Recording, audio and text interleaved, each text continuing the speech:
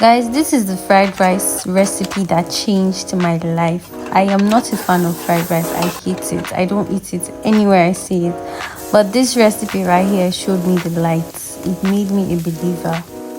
First, you parboil your rice, but don't let it get too soft. Then you melt butter in a hot pot and then add the rice into it. After that, you add curry, thyme, you add some salt and then the chicken stock. And you let this sit for like 10-15 minutes. So you can see on the side there, I'm actually slow grilling. Is it slow grill? I be what they call it. I'm slowly cooking my chicken breast, still for the same fried rice. Next, you add some olive oil in a frying pan. You add your chopped onion. You add some pepper. You add some garlic.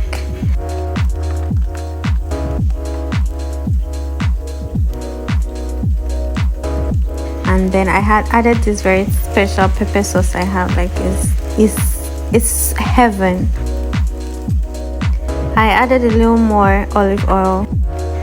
And next you add your what's that thing called, carrots. You add some green beans and then your sweet corn. Then you throw in some seasoning cubes, and then your black pepper. I added some salt somewhere in there, so yeah, add some salt to taste.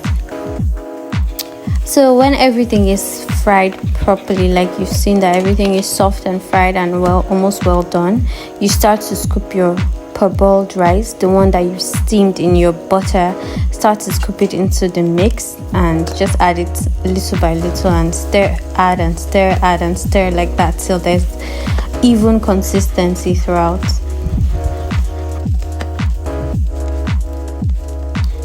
See, just try this recipe, just try it and let me know what you think. If you've tried it before, you can comment in the section, tell me how you feel about it. If you haven't, let me know. If you try this recipe, I assure you, I think this is the only way I can eat fried rice, and I assure you that you definitely enjoyed this one.